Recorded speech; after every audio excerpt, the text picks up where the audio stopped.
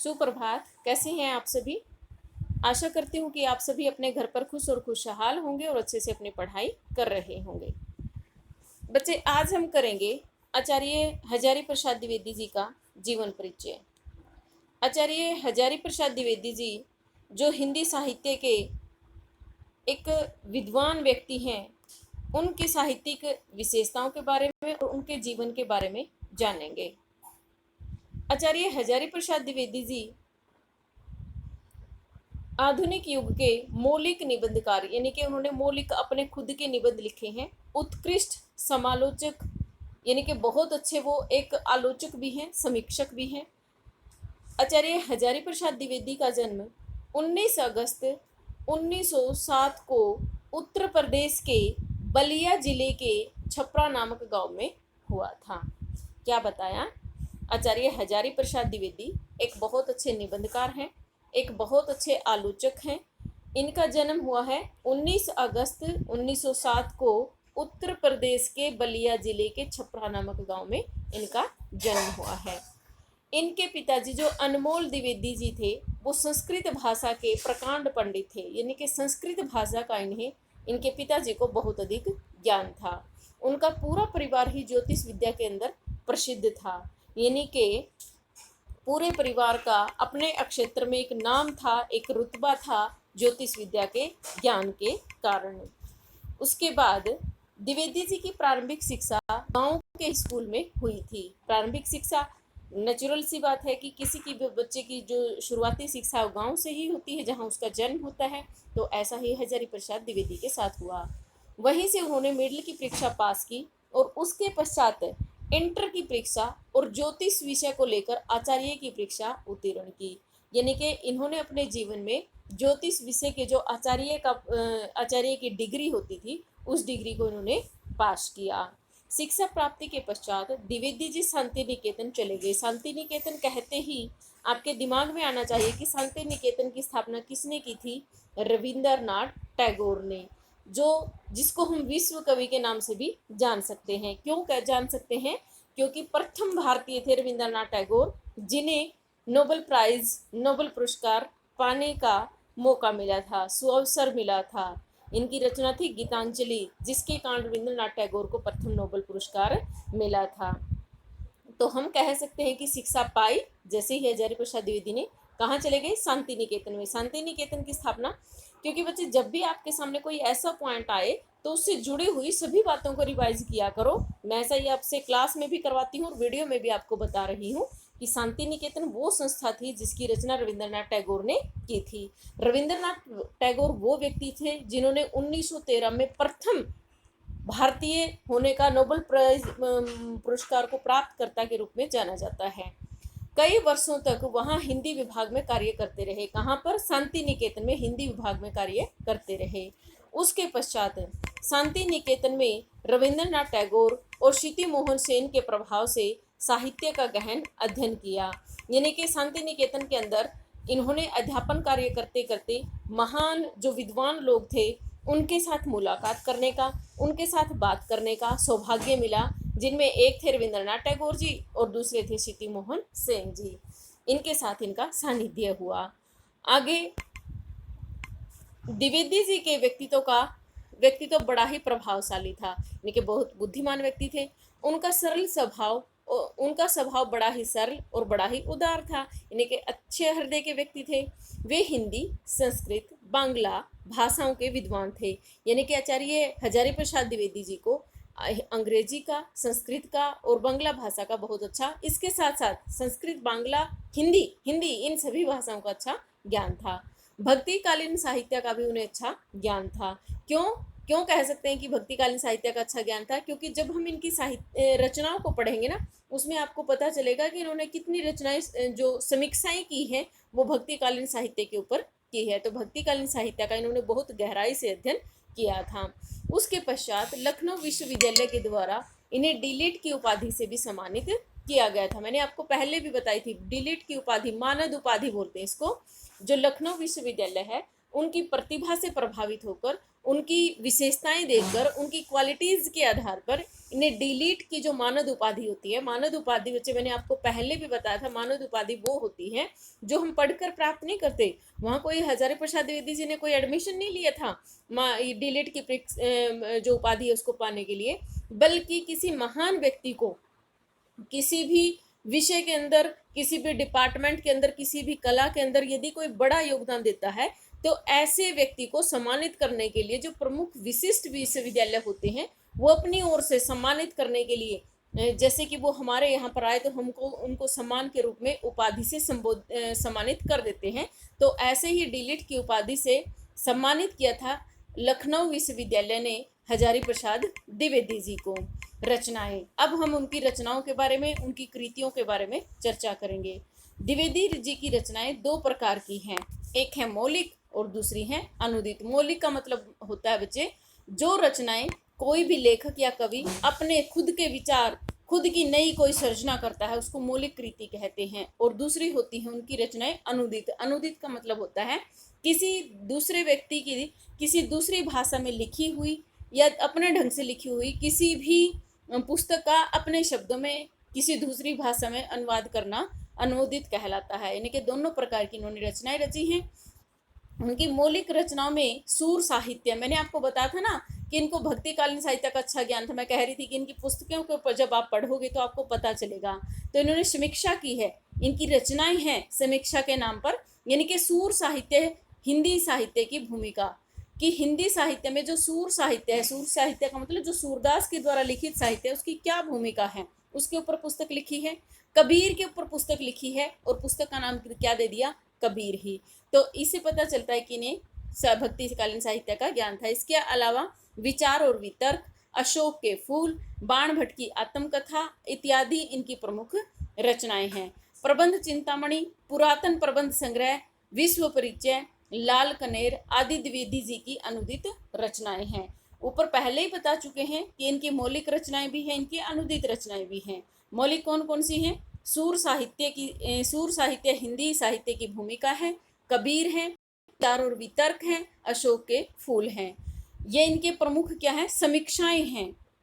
यदि उपन्यासों की बात करें तो बाण भट्ट की आत्मकथा है, ये इनका प्रमुख उपन्यास है।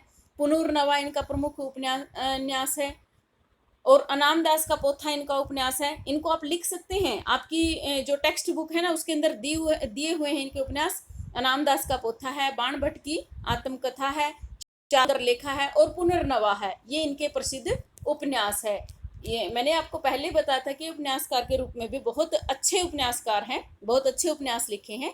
इसके अलावा इन्होंने अनुदित भी की हैं, कुछ रचनाएं अनुदित की हैं। उनका नाम क्या है? प्रबंध चिंतामणि है, पुरातन प्रबंध संग्रह है और विश्व परिचय है और लाल कनेर है। ये इनकी प्रमुख अनुदित रचनाएं हैं, यानी कि अनुवादक के रूप में भी इनकी एक विशिष्ट पहचान है। इसके अलावा इन्होंने हिंदी साहित्य इतिहास से जुड़ी हुई भी अपने जीवन में 2 से 3 पुस्तकें लिखी हैं। जैसे हिंदी साहित्य का उद्भव और विकास है, हिंदी साहित्य का आदिकाल है। इन रचनाओं के कारण भी इनकी एक इतिहासकार के रूप में भी, इतिहास लेखक के रूप में भी इनकी एक विशिष्ट पहचान बनी थी। क्या क्या लिखा था इन्होंने?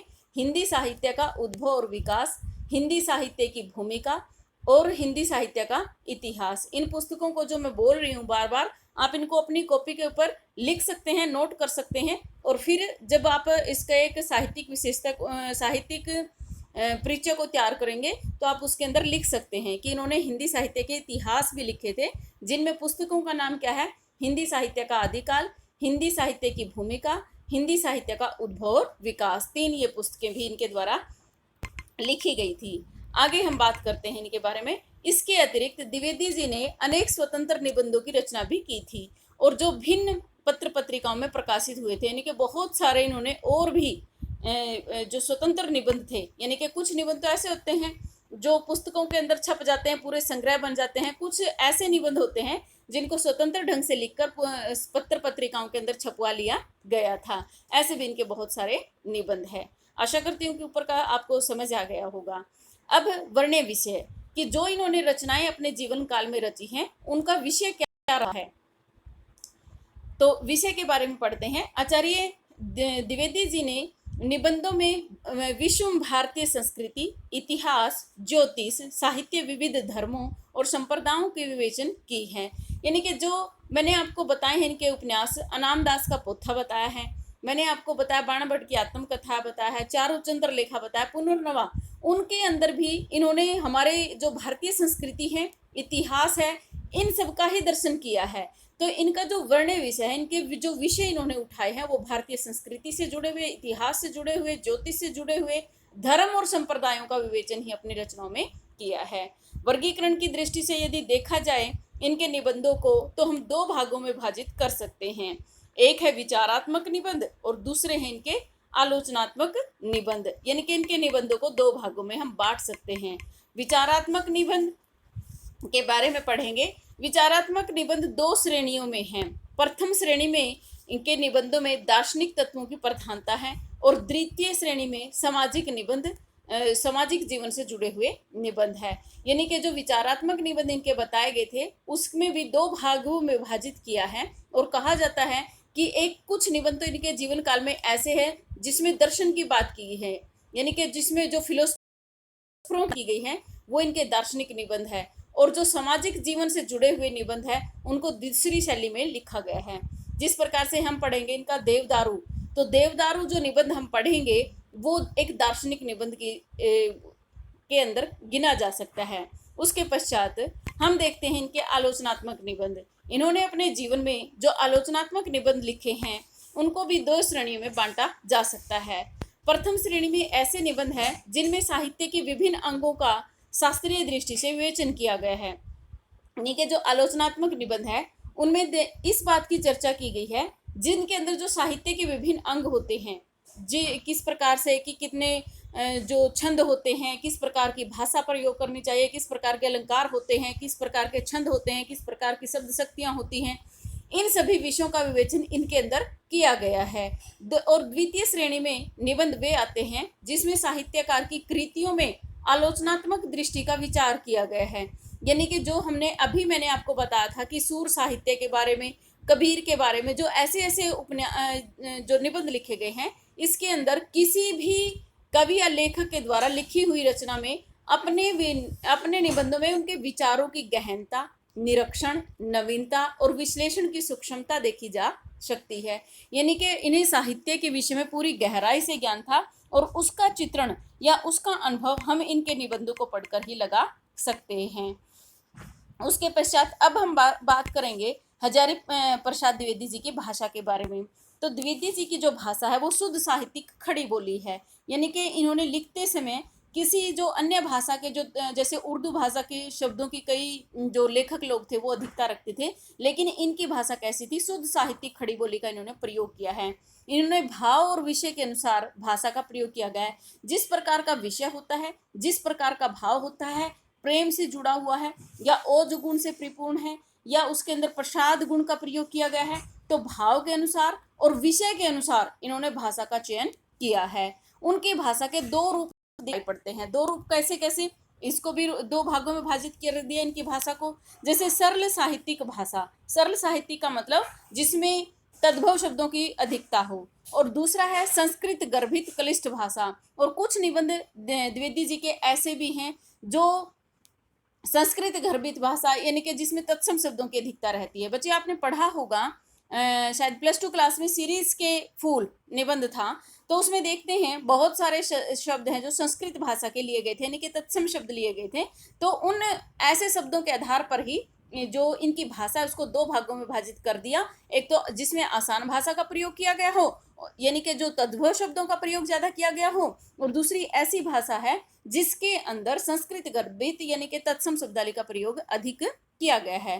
प्रथम रूप द्विवेदी जी के सामान्य निबंधों में मिलता है, जो आम निबंध है, जो उनकी खुद की मौलिक रचना है, उनके अंदर मिलता है। और इस प्रकार से की भाषा में मैंने आपको पहले बताया था कि जैसे उर्दू भाषा के ज़्यादा शब्दों का प्रयोग करते हैं, तो उर्दू भाषा या अंग्रेजी भाषा के शब्दों का जहाँ समावेश हो जाता है वो उस भाषा को हम आसान भाषा में, सहज भाषा में, सरल भाषा में गिन सकते हैं। लेकिन जहाँ तद्भव शब्दों की अधिकता होती है वहाँ क्लिष्ट भाषा, संस्कृत गर्भित भाषा को के रूप में उसको गिना जा सकता है। उसके पश्चात हम द्विवेदी जी के बारे में आगे पढ़ते हैं कि द्विवेदी जी की भाषा का दूसरा रूप उनकी आलोचनात्मक रचनाओं में देखने को मिलता है। आलोचनात्मक जो रचनाएं हैं, जो उन्होंने सूरदास के ऊपर, जो उन्होंने कबीरदास के ऊपर, जो उन्होंने तुलसीदास के ऊपर लिखी हैं, तो उनमें संस्कृत के तत्सम शब्दों की प्रधानता अधिक रखी है। क्यों? क्योंकि जिस प्रकार का विषय उसी प्रकार की भाषा का प्रयोग, हम पहले ही इनकी विशेषता के बारे में जान चुके हैं। इनकी भाषा अधिक संयत और प्रांजल है। इस भाषा में कहीं कृत्रिमता या चमत्कार प्रदर्शन नहीं है। कृत्रिमता का मतलब बनावट, बनावटी बातें। इन्होंने कहीं भी भाषा में बनावटीपन या चमत्कार प्रदर्शन करने का, यानी कि जबरदस्ती किसी चीज को सुंदर बनाने का जब प्रयत्न किया जाता है तो वो शोभनीय नहीं होता। तो उन्होंने इस प्रकार का कोई कार्य नहीं किया है। वह स्वाभाविक और प्रभावपूर्ण है, यानी कि जो इनकी भाषा है वो स्वाभाविक है, विषय के अनुकूल है, प्रभावपूर्ण है। प्रभावपूर्ण का मतलब विषय को आगे ले जाते हुए, विषय को आगे बढ़ाती हुई महसूस हो रही है।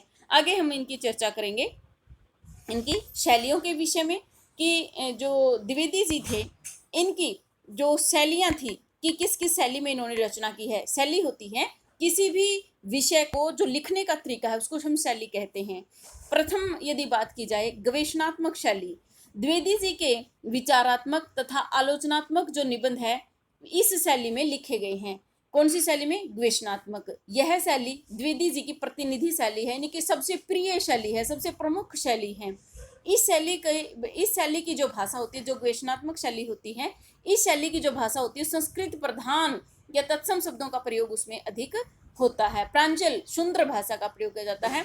जब संस्कृत भाषा का प्रयोग होगा, तत्सम शब्दों की बहुलता होगी, तो वाक्य अपने आप लंबे लंबे वाक्यों का प्रयोग किया जाता है।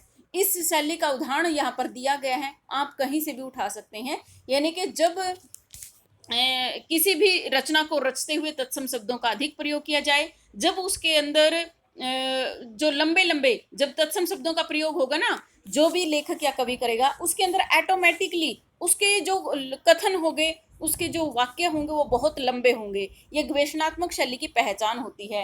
इस शैली को जो महान लोग होते हैं, जो बहुत विद्वत जन होते हैं, वही इसका प्रयोग करते हैं। जैसे आप देख सकते हैं छोटे छोटे बच्चे होते हैं, वो लिखते हैं।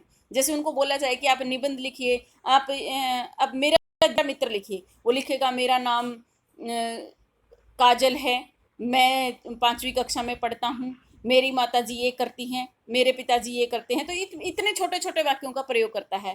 जैसे जैसे व्यक्ति का बौद्धिक विकास होता है, जिसको साहित्य का ज़्यादा ज्ञान होता है, तो ऐसे व्यक्ति वो होते हैं जो तत्सम शब्दावली का और लंबे वाक्यों का प्रयोग करते हैं। तो इस प्रकार से हम कह सकते हैं कि द्विवेदी जी ज्ञान के बहुमुखी, ज्ञान के भंडार के रूप में या निधि के रूप में हम इनको जानते हैं। और इनकी जो प्रिय शैली है वो कौन सी है? गवेषणात्मक शैली का प्रयोग किया है। आशा करती हूँ कि गवेषणात्मक शैली आपको इनकी जरूर समझ में आ गई होगी। ये तो एक उदाहरण मात्र है, आप इसको देखें इसको देखने की वैसे आवश्यकता नहीं है, क्योंकि जब हम इनका कल निबंध पढ़ना शुरू करेंगे तो वहां से भी हम इसका उदाहरण उठा सकते हैं।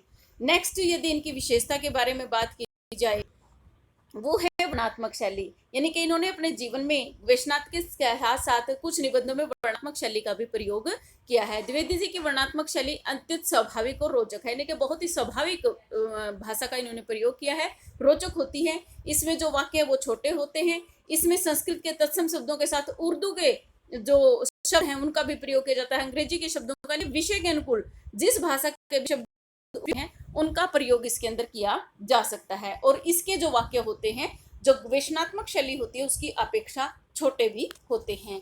नेक्स्ट, यदि इनकी लिखने की शैली का प्रयोग की बात करें तो वो है व्यंग्यात्मक शैली। द्विवेदी जी के निबंधों के अंदर व्यंग्यात्मक शैली भी, इसके उदाहरण आप जब कल पढ़ेंगे देवदारू निबंध, वहां से भी हम उठा सकते हैं कि इन्होंने व्यंग्यात्मक शैली का भी बहुत ही सफल और सुंदर ढंग से अपने निबंधों के अंदर प्रयोग किया है। इसमें जो आम भाषा होती है, उर्दू फारसी के जो चलते शब्द होते हैं, जो अंग्रेजी भाषा के चलते फिरते शब्द होते हैं, उनका इसके अंदर प्रयोग किया जाता है। नेक्स्ट है इनकी व्यास शैली। व्यास शैली, द्विवेदी जी ने जहां अपने विषय को विस्तार पूर्वक समझाया हो और वहां पर व्यास शैली का प्रयोग किया जाता है। जब किसी चीज का वर्णन छोटे ढंग से किया जाए उसको वर्णनात्मक, और एक व्यास शैली होती है जिसमें किसी छोटी सी चीज का चित्रण करते हुए भी, हालांकि चाहे एक चित्र का ही वर्णन करना हो, उसके लिए भी बहुत अधिक विस्तार से जब कोई लेखक लिखता है तो उसको हम व्यास शैली के नाम से जानते हैं। इस शैली के अंतर्गत विषय का जो प्रतिपादन है वो व्याख्यात्मक ढंग से, आपने शुरू से ही छठी सातवीं क्लास से ही आपको पता है कि आपके पेपर में एक गद्यांश या पद्यांश आता है जिसमें व्याख्या करनी होती है। तो उसी व्याख्या के जैसे को किन्हीं 4 लाइनों के लिए आप बहुत विस्तार से उसको लिखना शुरू कर देते हैं। तो उसी प्रकार से जो व्यास शैली होती है, एक व्याख्यात्मक शैली होती है, इसके अंदर बहुत ही व्याख्या मतलब व्याख्या के रूप में या बहुत ही विस्तार पूर्वक किसी भी विषय को समझाया जाता है। अब इनकी शैलियों के पश्चात यदि हमें इसका निष्कर्ष रूप में यदि इनकी साहित्य सेवा और स्थान की हिंदी साहित्य के इतिहास में जो एक क्वेश्चन भी इनके ऊपर बन सकता है उसके बारे में चर्चा करेंगे। द्विवेदी जी का हिंदी निबंध और आलोचनात्मक क्षेत्र में एक महत्वपूर्ण स्थान है। वो बहुत ही अच्छे निबंधकार हैं, बहुत ही सफल आलोचक है। आलोचक कौन होता है? आलोचक बच्चे वो व्यक्ति होता है जो किसी भी कवि या लेखक के द्वारा लिखी गई अपनी रचनाओं के उनकी रचनाओं की आलोचना करता है, उनकी समीक्षा करता है। तो इन्होंने भी, चाहे वो सूरदास जी हों, चाहे वो कबीर दास जी हों, उनकी जो रचनाएं हैं, उनका जो साहित्य है, उसका बहुत ही सुंदर ढंग से समीक्षा इन्होंने की है। इनके निबंध हैं हिंदी साहित्य हिंदी की स्थायी निधि है। जो इन निबंध इनके द्वारा लिखे गए हैं बहुत ही अच्छे हैं। हिंदी साहित्य इतिहास के अंदर यानी कि हिंदी साहित्य की एक अनमोल धरोहर के रूप में जाने जाते हैं। इन्होंने शूर, कबीर, तुलसी आदि विद्वतापूर्ण आलोचनाएं लिखी हैं। यानी कि इनके जीवन के ऊपर, चाहे वो सूरदास जी हों, चाहे तुलसीदास जी हों, इनके ऊपर इन्होंने ऐसी ऐसी रचनाएं रची हैं। उनकी समस्त कृतियों का गहन अध्ययन करके मौलिक चिंतन की छाप लगाई है। पहले इन्होंने उनकी कृतियों का गहन अध्ययन किया और फिर जो इन्होंने सोचा, जो इन्होंने समझा, जो इन्होंने इसका निष्कर्ष निकाला, उसको बहुत ही सुंदर ढंग से इन्होंने अपनी समीक्षाओं के अंदर प्रस्तुत किया है। आशा करती हूँ कि आज जो हमने हजारी प्रसाद द्विवेदी जी का जो निबंध साहित्यिक परिचय किया है, जीवन परिचय किया है, इसको आप जरूर अच्छे से समझ गए होंगे। अगर फिर भी किसी बच्चे की किसी भी विषय को लेकर कोई समस्या है तो वो मेरे पास मेरे फ़ोन पर बात करके अपनी समस्या को सुलझा सकता है। दोबारा से हल्की हल्की यदि बातों के और जाएं, हजारी प्रसाद द्विवेदी जी के एक और काम किया था इन्होंने, जो नागरिक प्रचारणी सभा थी उसके भी ये सदस्य रहे थे। और जो नागरिक प्रचारणी पत्रिका थी, इन विषयों को जो ये बातें आपको एक्स्ट्रा बताती रहती हूँ, तो आप अपने पास है ना कॉपी पेन लेके बैठा करो, उन सारी बातों को ना नोट किया करो। एक बार फिर से सुन लो, नागरिक प्रचारणी जो सभा थी उसके भी ये सदस्य रहे हैं। मैंने आपको पहले भी क्लास के अंदर भी मैंने कई बार जिक्र किया है। एक नागरिक प्रचारणी सभा थी जिन्होंने हिंदी भाषा को स्थापित करने में एक बहुत बड़ा योगदान दिया था। तो उसके सदस्य के रूप में भी इनको जाना जाता है, एक संपादक के रूप में भी इनको जाना जाता है, क्योंकि जो नागरिक प्रचारणी पत्रिका थी उसके संपादक के रूप में, उसके बल्कि सभापति के रूप में, उप सभापति के रूप में भी इन्होंने कार्य किया है। इसके अलावा जो हमारा राजभाषा आयोग था, राजभाषा आयोग के भी जो समिति थी, राजभाषा आयोग के अध्यक्ष तो बने थे बीजी खेर। मैंने आपको पहले भी कई बार कहा है कि जब भी कोई विषय आए तो उसकी डिटेल तक जाया करो। हमारा देश स्वतंत्र हुआ था 1947 को, संविधान लागू हुआ 1950 को, लेकिन संविधान के लागू होने के बाद हिंदी भाषा के प्रचार प्रसार के लिए राजभाषा आयोग का गठन किया गया था। और उस राजभाषा आयोग के जो अध्यक्ष बने थे वो बीजी खेर बने थे, बाल गंगाधर जी खेर बने थे। तो बाल गंगाधर जी खेर जब अध्यक्ष थे राजभाषा आयोग के, तो उसकी सभा के सदस्य के रूप में भी इनको नियुक्त किया गया था। तो ऐसे ऐसे कार्यों के रूप में हम देखते हैं। एक नेशनल बुक ट्रस्ट था, उसके भी ये सदस्य थे। तो इस प्रकार से हम देख सकते हैं। और इनको उपाधि दी गई थी, मानद उपाधि की जो हमने बात की थी, क्यों दी गई थी? क्योंकि बहुत बुद्धिमान प्राणी थे, बहुत सारी समितियों के सदस्य थे। इस प्रकार से हम जान सकते हैं कि जो हजारी प्रसाद द्विवेदी जी थे ये बहुमुखी प्रतिभा के धनी थे। तो धन्यवाद बच्चे, ध्यान रखिए अपना और अपने परिवार का, खूब पढ़िए, घर पे रहिए, मस्त रहिए। जय हिंद, जय भारत।